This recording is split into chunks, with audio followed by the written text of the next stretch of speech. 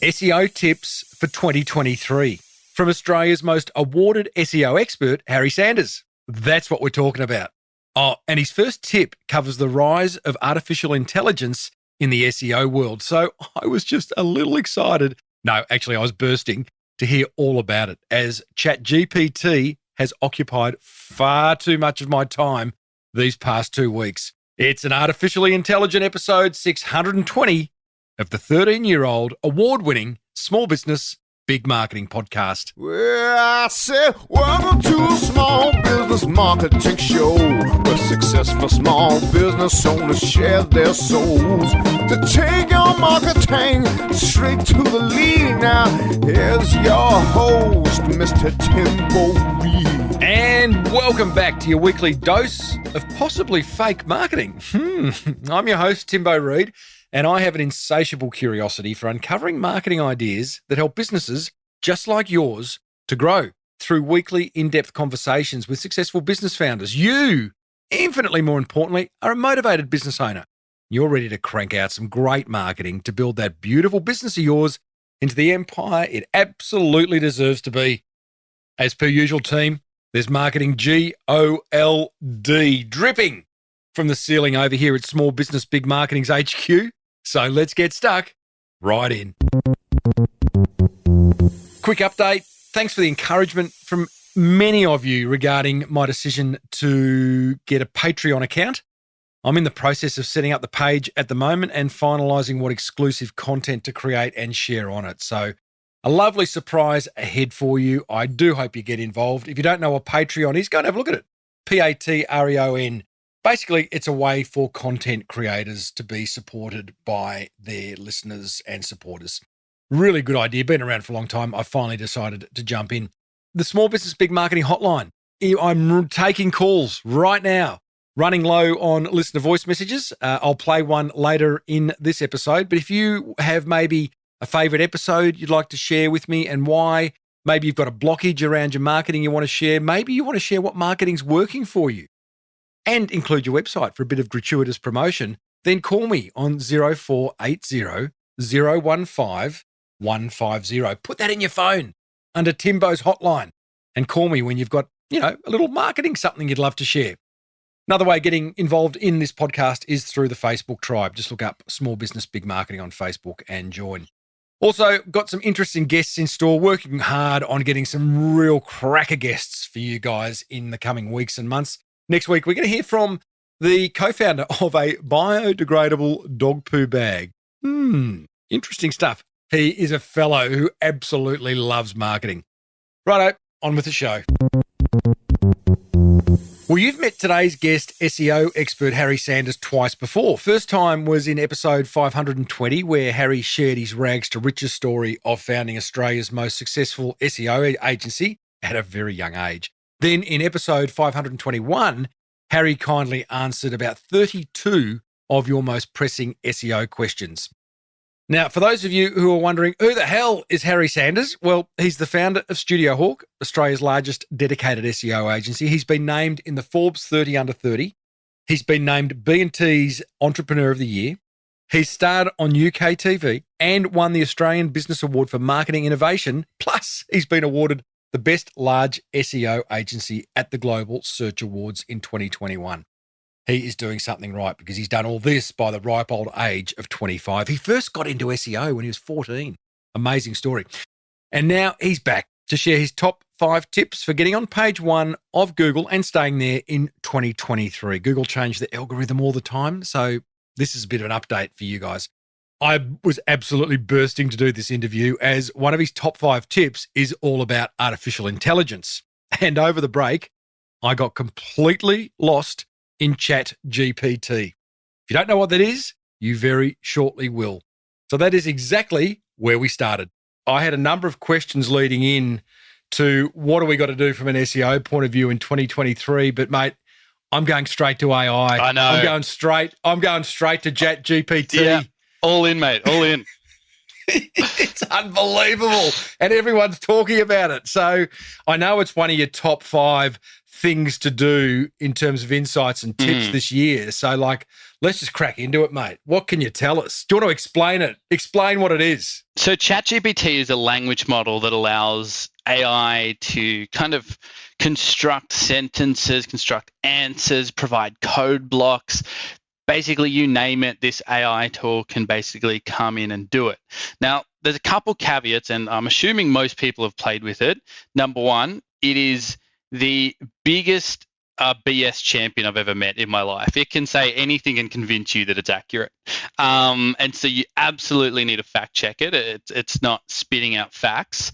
And secondly, there's a lot of tech now coming out around detecting AI as well. So it's incredible because it's disrupting industries everywhere. You know, you can provide content with basically a short prompt. You can get your socials like spun out for you. You can even create just entire websites, and you can create Snake coded in Python if you want, just with a sentence prompt. I mean, the power's insane. It is insane, and I went into a very deep ChatGPT black hole last night, and so just to be clear, for those who haven't played with it, and I'm not sure, I mean, outside of those who are in this space, that digital marketing space, I'm not sure it's crept out into the wider world, but it's days away, it's not weeks away. And so for those who haven't used it, you go to ChatGPT. It's some weird website, open.ai or something. Yeah, but it doesn't matter. It will come up number one on Google. And you're literally confronted with a screen. It then says new search or something, and you just type into it as if you were talking to a human being. So I've got a conference coming up that I'm emceeing. So I just cheekily typed, hey, write me a 5-minute opening speech with humour for a group of grocery store owners, welcoming them as the MC. It was something like that, human, right?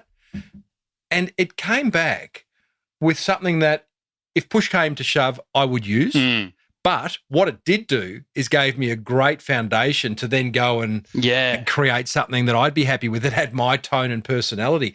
And you can keep tweaking back and forth. Oh, can you make it funny? Could you make it as if Steve Martin was writing it? Can you put some black humor in there? Like it's just wild. And from what I understand, you talk about it's disrupting industries. Even Google, the mighty Google, are a little bit nervous. Oh, Google's very nervous, Timbo. And especially Bing. There's rumors that Bing Bing are obviously involved with OpenAI, and they're saying in March they're going to launch ChatGPT into the Bing search engine. Now, who knows how true that is? And the big hurdle is, well, there's a few big hurdles. One of them being that inaccurate information that I mentioned, Tim, but the second is the copyright, because it is a language model trained on everyone's content. It uses your content, Timbo, it uses all this stuff. You're not going to be super pleased if you're putting out all this free content and people are using it for free.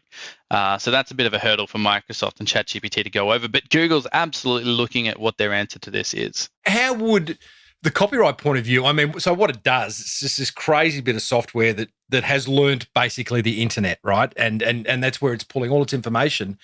But how would anyone know, unless it was total 100% plagiarism, that this AI bot, whatever it's called, is actually pulling from my side or your side or anyone else's side? It's not very clear to me. It just looked like a really everything I searched and asked it to do was considered and well thought out and took about 0.1 of a second to deliver. Yeah. So if there's any unique insight that only you have published on the web and it recites that, it's a big copyright issue. Or it uses any potential terms. But yeah, it's tricky. It's definitely tricky, but there's already tools out there that can detect if something's AI plagiarized or not. So, okay, so let's look at it from the point of view of a small business owner. You could get application-wise, and then I want to understand, is this good or bad? Application-wise, you want a blog post? You could go, write me a blog post. If I'm a plumber, write me a blog post on the 10 ways to unclear a sink, and you've got it within a second. You could have it create social media posts. You could have it create copy for web pages on your website. I mean, sales letters, pitch documents. At what point are we compromising our SEO? Okay. The absolute bummer in this whole thing, Timbo. When this all came out, I was stoked. I went to the team and I immediately was like, we've got to integrate this. We've got to have some kind of AI offering where we can spit out AI content. And we immediately started testing it. 100% AI content is rubbish for SEO. Google have come out and called it digital landfill. And anything that's kind of going out there and Google's detecting, which they're detecting very confidently and very easily at this point, is just being treated as rubbish. And in fact, potentially hurting websites. So what we've started doing is similar to you, Timbo, that 80-20 approach where you go, okay, well, can we use AI to give us ideas? Like AI, humans, we get stuck in our brain. What AI can we use to give us a great idea about something? And then we get humans to flesh it out and to write it and to fact check it and to do all that stuff. So that's where that's good. Internal stuff, social media stuff, like speeches. I do some speaking, talking, some work as well, Timbo, and I would be lying if I said I hadn't used a little bit of ChatGPT to sprinkle it up a little bit. So those kind of things that aren't online or can't really be fact-checked if you use ChatGPT or not. Like we send emails to all our new hires. I use ChatGPT for a lot of that stuff. I hope they're not listening. But, all that kind of stuff, it's great. But put it on the internet for SEO, not so good. How does Google know? Is there code? If I cut and paste out of ChatGPT, is there some code at the back end of it, or Google just making some assumptions? Not quite, but it follows, like any code, it follows patterns, right? And they've gotten very sophisticated with their pattern recognition of how ChatGPT constructs something and comes up with something. And ChatGPT is not an infinite landscape. If we both ask at the prompt, write a plumbing blog, it's going to come back with a very similar blog. Google can then look at that, use pattern recognition, and go, this is just AI. And as you read it, Timbo, I guarantee as you read it over the next couple of weeks, even as a human, you start going, oh, that's just ChatGPT. Yeah. It's funny you should say that. 3 hours into my black hole last night, I started to notice a pattern. I was doing certain lists, give me 100 ideas for this, give me that. And it often starts with a paragraph that's sort of an introductory paragraph that says, blah, blah, blah. Then here's the ideas. And then at the end, it sort of summarizes. And so it became pretty clear. There are products coming out. I'm seeing Jasper.ai appear on my feeds all the time. And I'm sure there are many other products that are using AI to sort of deliver this stuff. Again, just be wary. Use it as a kind of... They all use the same system. So there's ChatGPT, but that's all based on GPT technology. Jasper, all these products are all based on that GPT language model. So it's just like, imagine it like a wrapper. It's the same candy, different wrapper.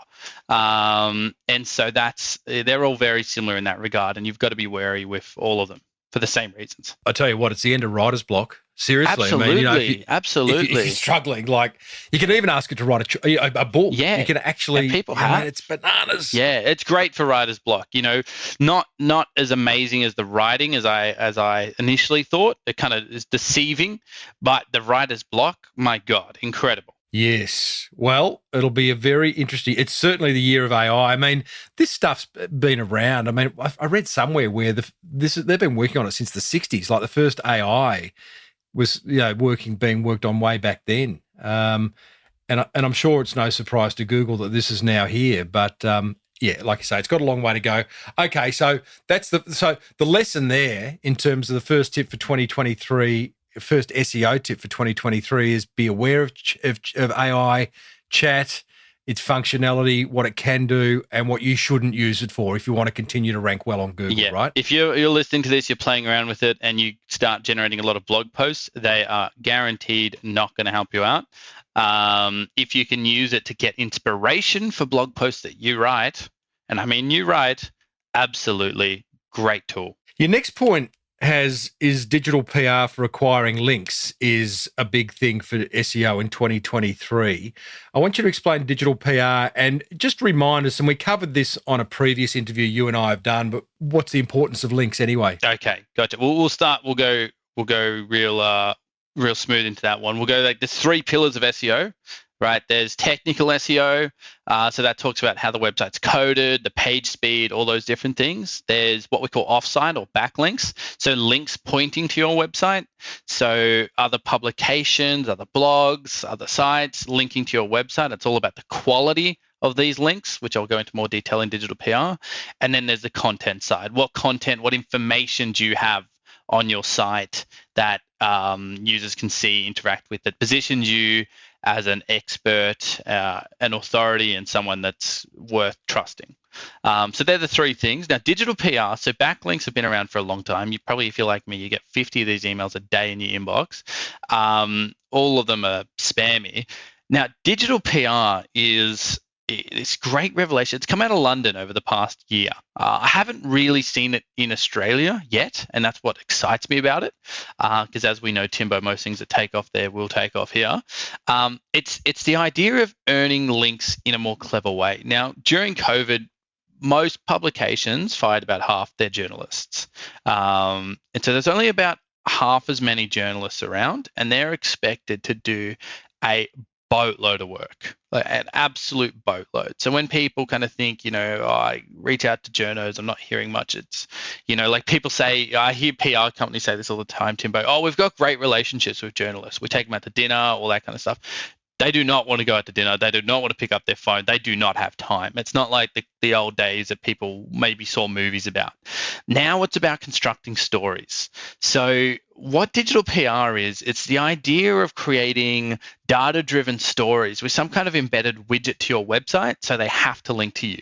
Because, Tim, I'm sure you would have gotten media coverage and they didn't even link to the podcast, right? Does my head in. Does your head in. Absolute the worst. So what you do is you force them to link to you by creating some kind of digital asset that is interactive, and they're forced to link to you because of it. So one such example, we did a campaign for a furniture brand, and we built out a widget on their website, like a calculator, and it basically compared what the difference between sustainable furniture or like hardwood versus like an IKEA or a brand that was less sustainable, and kind of talks about, you basically select, each room in the house, you have a bed, you have a dining room table, blah, blah, blah, whatever. And it spits out how many trees you've saved or not saved and other fun stats around that you can share online.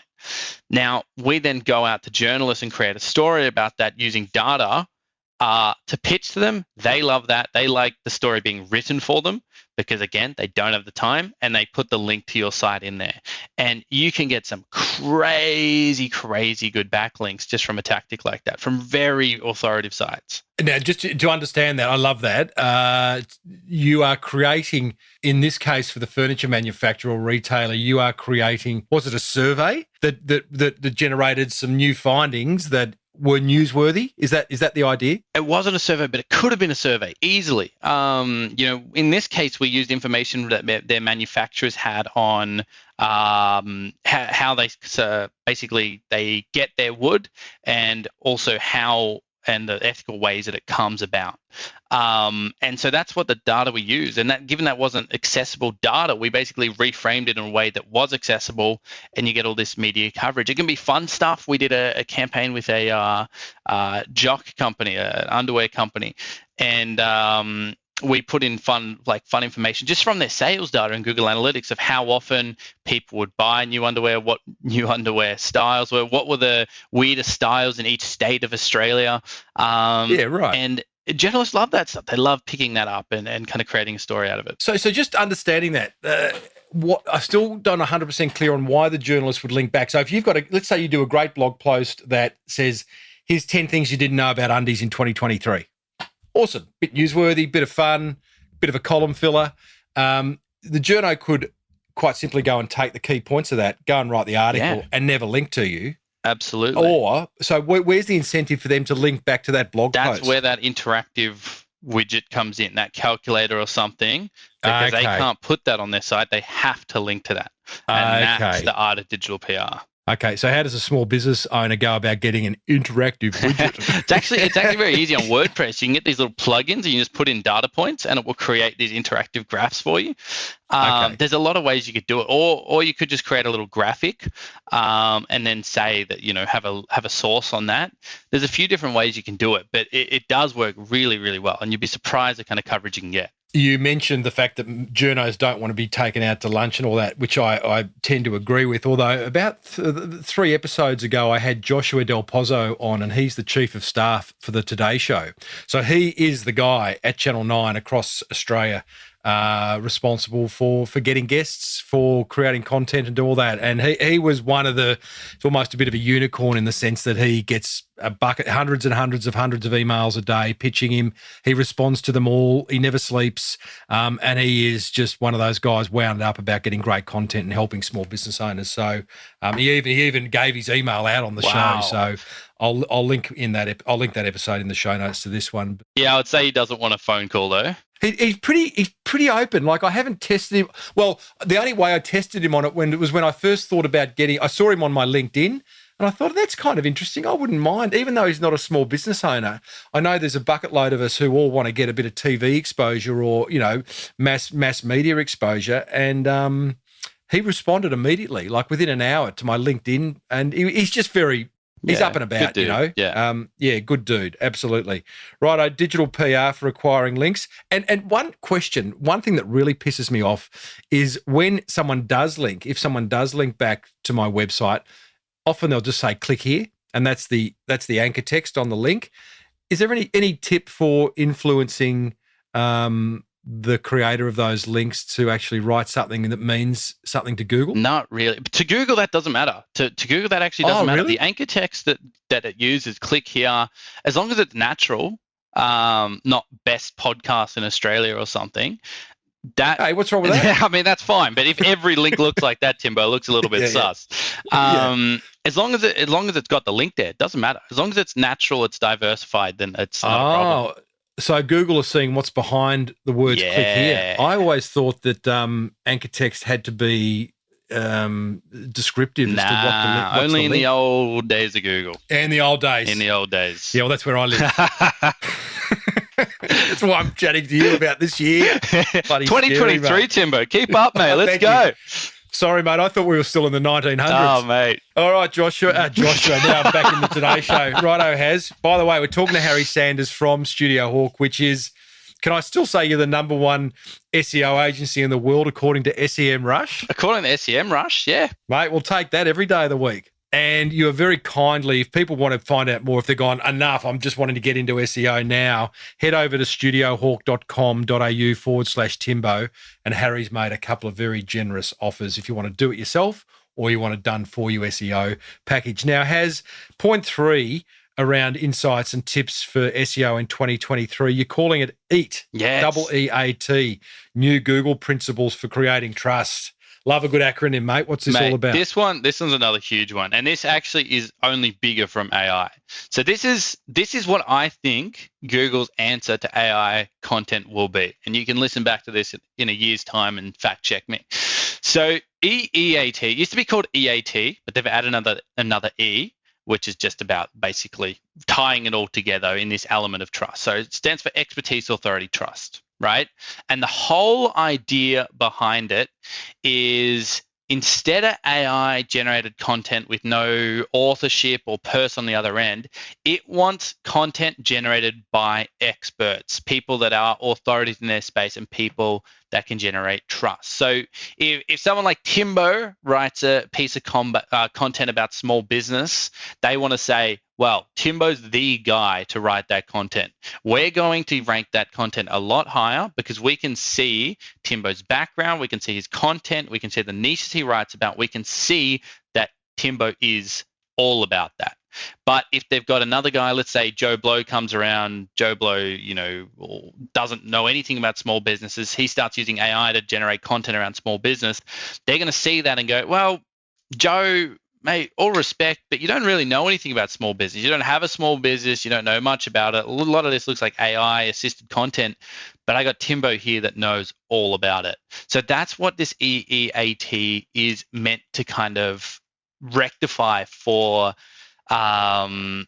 Google, essentially. It's that experience piece, and that's what that last E is. Okay, so what they're saying, okay, so as a small business owner listening to this, how do they embrace, how do they become an authority? Well, they may well be, like in their own little geographical space or whatever, they may well be an authority in their area. I'm assuming you're using me as an example. Google are looking at my website and going, it's a 14-year-old website and he's putting out content every week, and they're somehow going, okay, well, that quantitatively Timbo is prolific.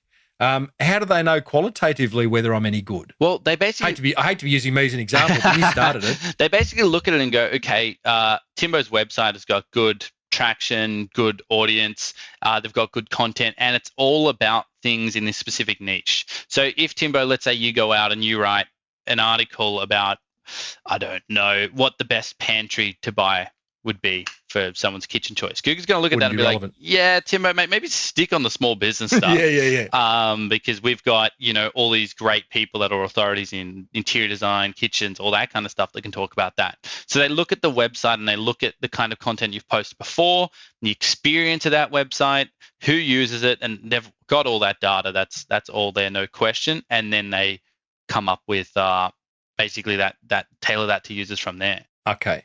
Is this back to just creating great content? I mean, it's been around a while now. How is it any different? We're kind of going full circle if you think about it. We've all gotten a bit clever with how we can do content. Now, the biggest actionable tips I can give you around this is create an authorship page.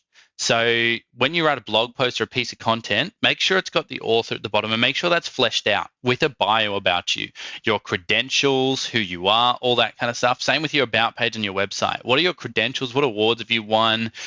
Who are you as an individual? It's kind of like Google's trying to, this is a weird analogy, but bear with me. In Australia, we've got this new thing called director IDs, right? And they're meant to tie directors of a company to an entity. So you can't just, Phoenix companies all the time. Google's trying to do something similar where they go, okay, well, Timbo's our guy for this. But if Timbo owns 100 websites, well, we don't really want that. We want to encourage these niches. We want people to encourage being an expert in their particular niche or particular area. And we want to see what credentials, awards, things that they have in that. Like if you think, me, for example, I know business and I know SEO. They're the two things that I can speak credibly about. And so that's what Google's trying to put everyone in those little buckets a bit more, so we're not talking about or polluting the internet with information that's not relevant. Okay. So hopefully there are business owners listening to this, if they want to embark on this, and it feels like a bit of a long game, I'm just sort of thinking that through. I was talking to someone about content the other day, and my girlfriend Sarah's about to launch a new business, and we were sort of tossing around, is content the way to go, or should she just have some kind of lead generation campaign using Facebook ads and going down that quicker path? And the answer is probably both. Yeah, right. But in terms of where do you start with this content creation in order to create expertise, authority, and trust in Google's mind? I mean, what have we got? We've got blogs, podcasts, YouTube channels, social media platforms, all that stuff. All that stuff. Basically, blogs are just one element of it. Podcasts. Oh, you've won, podcast of the year at the Emmys. Congrats, Timbos. Thank you. That's a huge achievement. I know, it's a bit of recognition. That's the kind of thing that Google looks at and goes, okay, well, who's that association? Oh, that's a legitimate association. So if you win like the Telstra Business Awards, whoa, okay, that's a legitimate award. This looks like a legitimate business. We're going to give them an SEO boost out of that. And all of a sudden it becomes more encompassing. By being on this podcast, there's probably in some way, shape, or form, I'll probably get some kind of SEO boost out of it. So thanks, Timbo. Yeah. My pleasure, mate. And so that's how it all kind of ties back together. So in your blogs, talk about things that you know about. Talk about things that you are the expert in. Try not to spread yourself too thin into topics that you don't really know about or aren't really related to what you do. Funny, we talk about blogs. They almost were the beginning of the internet, and they're still just as important today. Important from an SEO point of view, and important from a helpful marketing point of view in terms of helping your prospects make a more informed decision. Important for positioning. Important to even help you articulate your message. As business owners, we get so caught up in the day-to-day that we sort of lose sight of, articulating messages. And so, yeah, very powerful, the old blog. And I would, in terms of content, I don't know about you, Has, but if there's a business owner going, well, that's great, there's so many different varieties of content, my view would be play to your strength. So if you like talking to video, do video. If you hate the sound of your voice, write blogs. Is that kind of where you're at, or is Yeah. Look, I think if there's like, obviously as a small business owner, you're pulled in a million different directions. If there's something that comes naturally to you, great. But like anything, test it. You might love doing video, but you might not get any traction on your video content. And that's when you might need to look at something else. Or, you might love doing podcasts, but maybe you only do a podcast a year. It's kind of play to your strengths. What works for you and what also gets traction.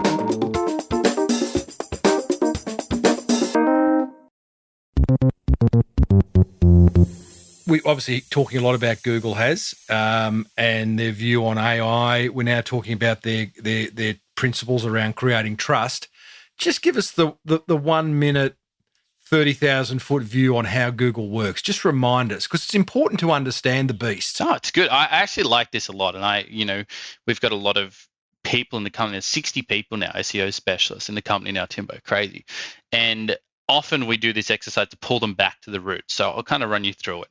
So Google came about as a search engine to help people find things on the internet, because previously you had to type things into the URL bar, and if you misspelt it, bad luck, you won't go on that website. Then a couple search engines came around like Ask Jeeves, and they used, remember those 3 pillars we spoke about before? They used 2 of them. So they used the concept of the technical and they used the concept of the content, but they didn't use the concept of the backlinks. It wasn't until Sergey and Larry got together and they founded Google, because they were sitting in a library and they said, what are the best books that we can use for our research? And they said the ones with the most citations. And so citations evolved into this word backlink, and then backlinks evolved into the whole quality of a backlink. And that's where search engines are today. But fundamentally, they are there to link up a user with a good experience at the end of the day, whether that's a website that they can buy something on, whether that's a website they can learn something from, whether it's one of those zero click searches where, if you search what's the time in London right now, I'm probably not clicking any of those websites, but I am getting results back on what the time is in London. So it's to provide users with a good experience at the end of the day is what search engines do. And as businesses, as SEO specialists, as anyone that interacts with them, we need to think about how we can provide users with a good experience, because that's ultimately what Google wants to do. If you can link up those 2 things, and we have the same goal in mind. So coming back to all this AI stuff, and this is, where it all works. If you're spinning up AI content just for the purpose of ranking in Google, and you don't even stop to think about the experience a user might have reading it, well, you're not really creating anything. You're not really delivering an experience. You're not really doing much of anything. So if you come back and think about, as a user, if I clicked on this, would I be satisfied? Yes. Okay. We're in luck. Good summary, Has. And people, that's really worth understanding and replaying if you have to, because when you understand how it works, all this other stuff sort of falls into place. As an aside, Has, and as a user of Google, who isn't, I'm still often disappointed or let down by the search results on page 1. Put aside all the ads, and depending on what you're searching, there's more ads or less ads. But then you get to the organic results. And I'm just surprised at either their lack of relevancy, and it might be geographical relevancy. I'm looking for a pharmacist in Noosa, and it'll give me it'll give me something that's not in Noosa, is where I live. Or the other thing it does deliver. It delivers websites that are just so poorly constructed, full of ads, and just really hard to navigate, and it's a really poor experience. You got any comment around that, or is it just me noticing? No. This is a common thing. Users over the past 3 years have noticed this. The satisfaction in search engines has dropped dramatically, mainly due to ads. The amount of ads has increased, and Google's fighting this desperate war because, it was about 20%, I think maybe a couple years ago. Now it's only 15% of people are clicking on the ads. So more and more people are just skipping the ads. And so it's this battle of attrition. And then the organic results, there's a lot of, unfortunately, I'm a part of the problem here. There's a lot of good SEO specialists now, and they're able to get things high that probably shouldn't be. And it's a constant tug of war between these SEO specialists and Google, because historically, I would say SEO was more of a dark art and people definitely didn't know what they were doing as much, whereas now it's quite scientific, formulaic. You can get creative with it for sure, absolutely. But, if people say, oh, it's more of an art than a science, I would definitely disagree. You can easily calculate what works in SEO. So as such, people are able to get their client stuff higher, whereas maybe sometimes it shouldn't be higher. That's deeper thinking for a smarter person than me, Timbo. I'm just there to get clients high. Good man. Point 4 has on 2023 tips and insights on SEO, specialization of knowledge trend. Yeah. What's this about? That kind of falls into this EEAT thing as well, Timbo. This specialization of knowledge and also in digital as well. So historically, and we've spoken about this, I think, offline, Timbo, all these big full service agencies that are doing everything, and how, with all these things that's now happening in SEO, it's become a whole field. It's the same reason you don't have a guy that's a plumber and electrician, because the fields are just so different and so separate now that you can't have someone that's your SEO guy and your social media guy and your this. So this digital agency model is changing and evolving, and people are going more down specialized routes. So what we're seeing more in our medium and large and even small businesses now is they're appointing a general marketing manager and then getting specialized firms to do the other areas of marketing managed by that marketing person, which I think is quite a clever model, because you get the best of both. You get the best of having an in-house person that understands your brand back to front, and the best of them holding agencies to account, because agencies, if they don't have someone managing them, they just run amok. And that's that specialization of knowledge. But I think we'll see that in more and more industries where, as there's more and more people are expected to niche more and more down. And it's definitely true for SEO and what we're talking about EEAT before as well, Timbo. Well, and particularly, I come from a background of mass advertising, having worked in large agencies back in the day. And, back then, it was like, in terms of client solutions around marketing communications, there was, above the line advertising, direct advertising, bit of sponsorship. It was sort of, they were big categories, and you could specialize across the broad board. But marketing has become so fragmented, and as you say, if you can afford to have someone at the front sort of directing the traffic, and then just pulling in specialists on certain aspects that you want to pursue, a much better solution.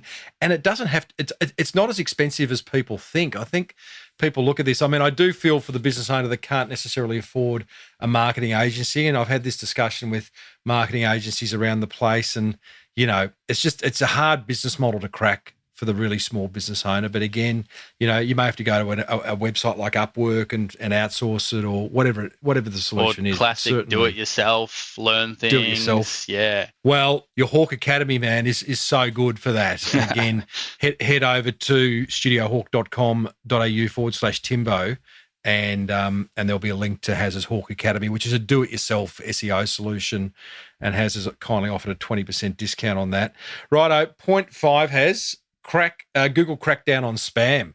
Finally, shouldn't they just always be doing that? What do you mean? What are you defining as spam? Okay, spam again. It all feeds into this AI discussion as well, doesn't it? So spam is AI content, like websites with a bunch of banner ads that aren't useful, all that kind of stuff. Exactly what you're saying before, Timbo. That there's this experience now that people are saying it isn't as quality as it used to be. And so Google's really trying to come back away from that and go, okay, we need to reduce the amount of spam on this platform, whether that's this AI stuff, whether it's websites that shouldn't be websites, whether it's, just content that doesn't need to be there, or images, or websites that just in general, Like, what's the purpose of this site? Like you're saying to me, how many sites you click on, you're like, this is not what I wanted. When you search for a coupon for something, oh my God, there are thousands of coupon websites, but I cannot find a single bloody website where a coupon One that works. Yeah. So Google's kind of coming along into this stuff and going like, nah, enough's enough. We're sick of this. We're going to look at the experience. If people are bouncing from coupon site to coupon site, we're just going to kick you guys out of that index. That way, coming back to its roots a little bit more about creating experiences rather than getting over optimized by SEO. Can you imagine Google disappearing? I can see it evolving, absolutely. I can see the whole ChatGPT movement changing into becoming more, autocomplete in Google. But the problem, and another problem with that is ChatGPT will tell you what you want to hear. In the sense that, like, if you say, come up with an argument on climate change or come up with an argument against climate change, it's going to do exactly that. It's not going to give you sources or citations or those kind of things that traditionally a Google would, or you'd see different points of views.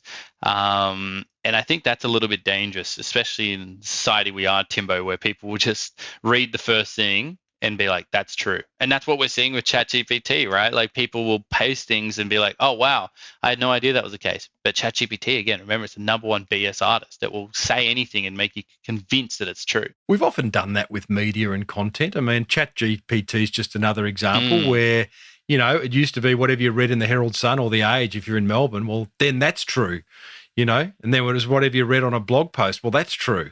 Whatever appeared on page one, well, that's true. It's just, it's sort of human nature to go down that path. We're lazy. We are intrinsically, humans are lazy. And it's also like there's so much out there that it's hard to consume all of it. But yeah, I think it's going to be an evolution.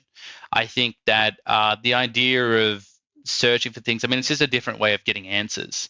Some informational things will be falling to the wayside because you can just ask ChatGPT, similar to like what you could ask Alexa.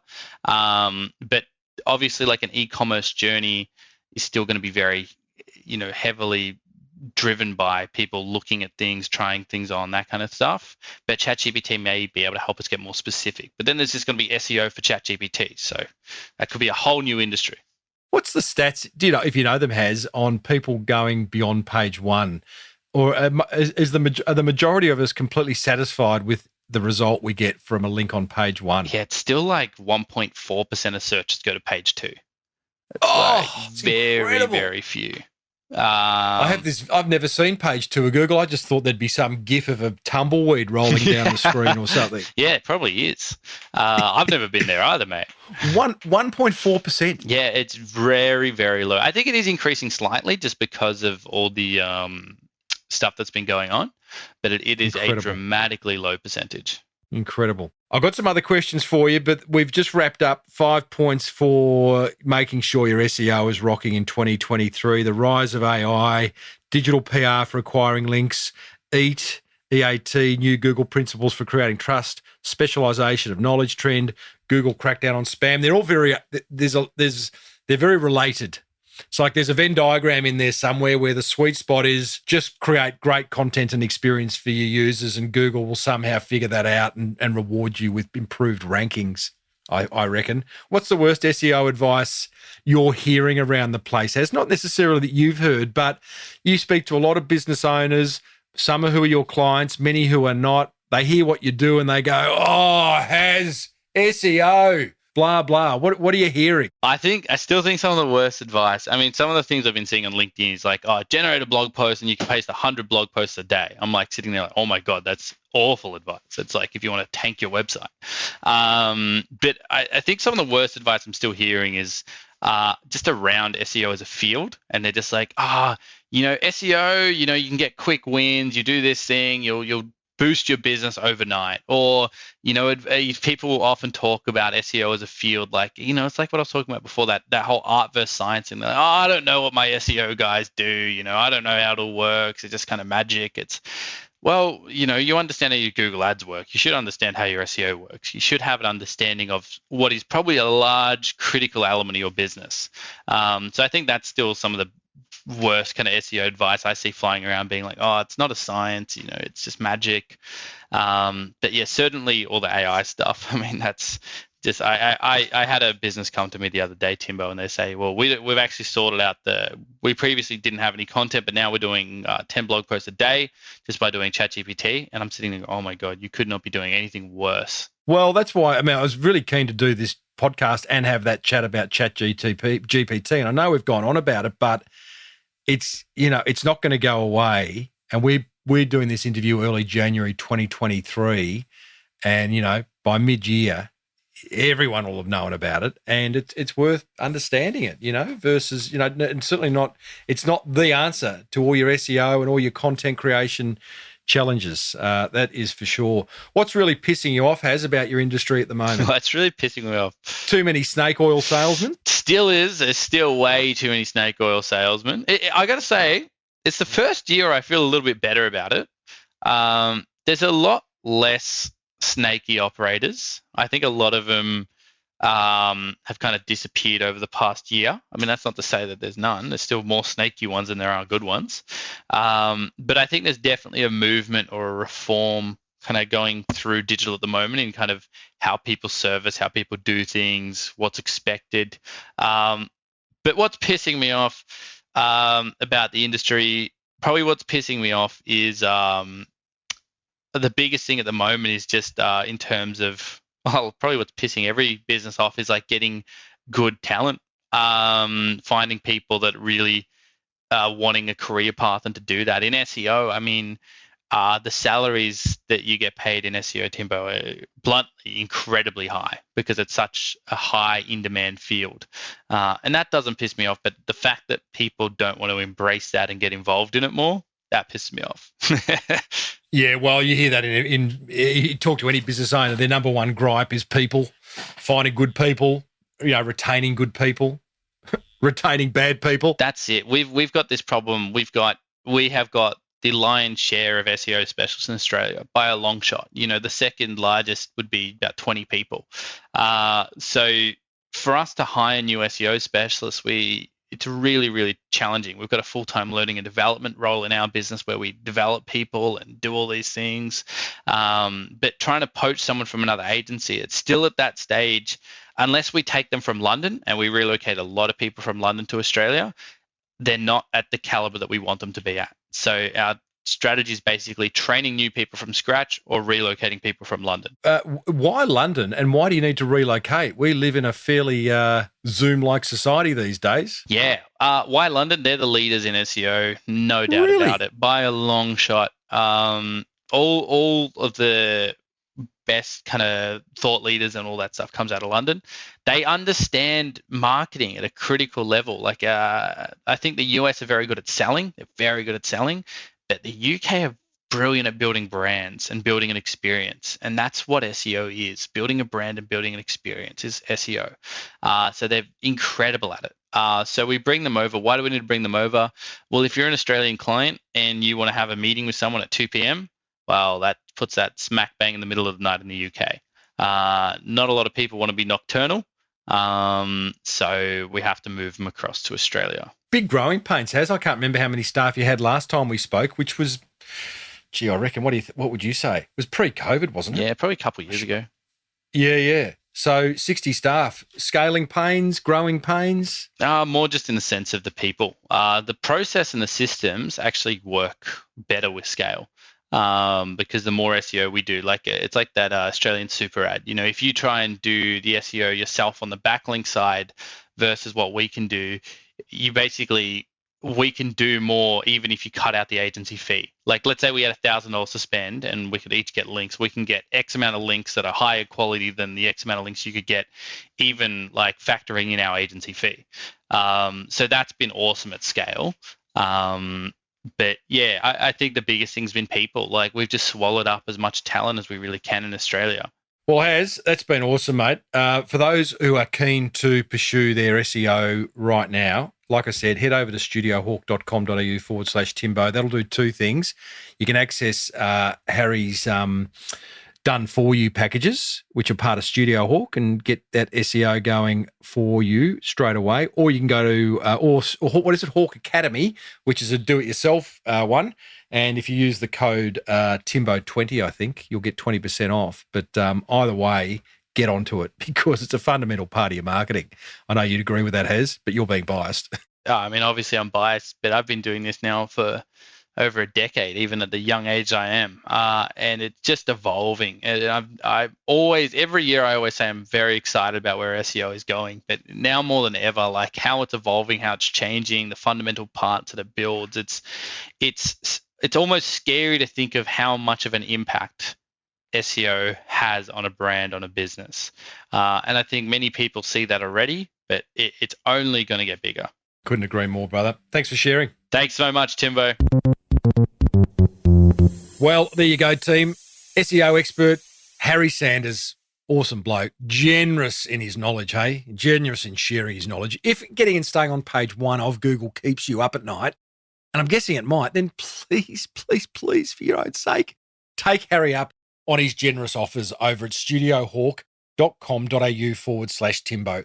You'll find a done-for-you offer and a do-it-yourself offer. The do-it-yourself offer has a whopping 20% discount on it if you use the link over on that page I gave you.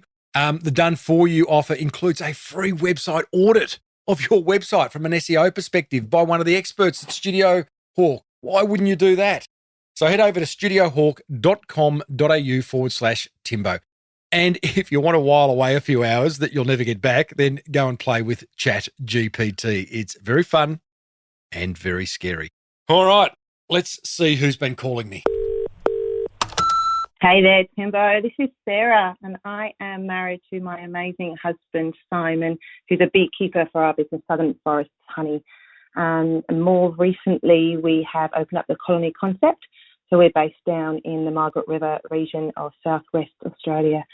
We've been going for nearly as long as you have. So you've come along the journey with us, either on delivery runs or going up to markets and events, or even in the packing shed as well. So you've been beside us, and we've been using your inspirational ideas for quite some time now. And especially whilst we've been navigating through this crazy COVID time, you've kept us inspired with different ideas whilst we've been trying to navigate through the team unavailability and sickness, delays we've had in equipment and packaging, freight costs, and how we've had to go up and down with our online sales and our face-to-face customer service. We subsequently opened up another shop at the Origins Market as well here in Buffleton. It's been quite a journey, but we've really loved the ideas that you've given us. Sometimes we can implement those straight away, and something that we can, relay back to the team and get ourselves a bit of traction or a few changes. But also there's larger projects that we can work towards specific goals as well. So we've really especially enjoyed your episode with the pricing lady. I think 603, I think it was. So it was great to know that we are doing a few things right, but also as to what different things that we can adapt and morph, and how we can pivot, how we can change things along with the changing economic climate that we're all facing, and what we ultimately want to do as well, and how we can maintain our integrity, our values, and everything that we have been doing thus far, and try to continue it for as long as possible. So thanks very much for all that you do, and keep on doing it. I'd also like to really encourage your listeners to jump onto your Facebook tribe. I found that really helpful in the past, either to put out a little question or a query out to everybody that logs on to that, or following a particular thread that actually might help us out in a particular way. So that's been really helpful. So look forward to hearing as to when you can come over to WA, Timbo. I've been a bit bummed and missing out on a few webinars that you've set up over there, and seeing timing reasons, obviously haven't been able to jump on over here in WA, but it'd be great to see you make some traction over here as well. Thanks very much. See you, bye. Oh, thank you so much, Sarah, for calling me, leaving that wonderfully considered message, being so dedicated to this podcast, and actively dedicated. You are implementing, and I love that. I love it. And I'm honoured to be keeping you company in the packing shed. Good. I promise, guys, everyone else listening, that wasn't a paid endorsement. Sarah called me out of the blue. I love that. I'd love to come to WA. I'd love to come to every state and have a bit of a meet-up, costs money, and I don't know, it seems just difficult in my head. Is that wrong to say? I'm open to it. Give it some more thought, maybe sometime this year. Everyone else, be like Sarah and call me on 0480 014-150 and let us know what marketing is working for you at the moment. Put that number in your phone under Timbo's hotline, 0480 015 150, and I'll play you on an upcoming episode. Next week, you and I meet Henry Reid, who co-founded a biodegradable dog poo bag company. Of course he did. Despite its size, it's seriously punching above its marketing weight. Great chat I have with Henry. You'll love it. If you enjoyed today's ep, please hit subscribe on your podcast app. Do it now. Go on, if you haven't already. And you'll also find 619 more chats with successful business owners on your favourite podcast app. Big thanks to Alex and Lockie. Alex for the edit, Lockie for the music. As per usual, every week doing a stellar job. Most importantly, a big thanks to you for tuning in. May your marketing be the absolute best marketing. Bye for now.